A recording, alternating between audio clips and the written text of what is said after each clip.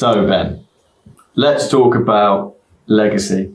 And let's imagine you are someone who is architecturally minded, being employed by a property developer who's building residential units.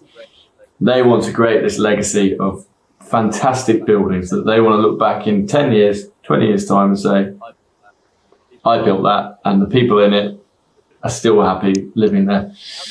How would you go about that? I appreciate that's a big question, but what's important? Well, firstly, I would challenge them and say, why are we only thinking about 10 years or 20 years? Let's think about 50 years. Let's think about 100 years. You can look at whether it's, the Barbican still going strong and looking amazing and very popular place for people to live. Or we can even go as far back as buildings that are around from, whether it's the Pantheon or all of those sort of buildings that go back to ancient Rome or ancient Greece, things like that.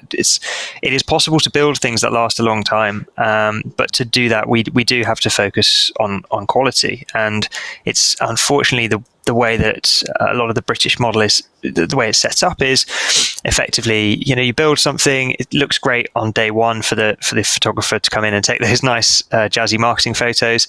They often sell it off plan before it's even built.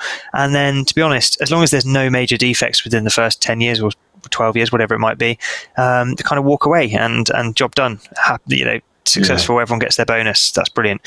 So in a way, you can't necessarily blame developers that are doing that, because that's the way the markets are set up. That's the way just they're working. That's the framework they're working within.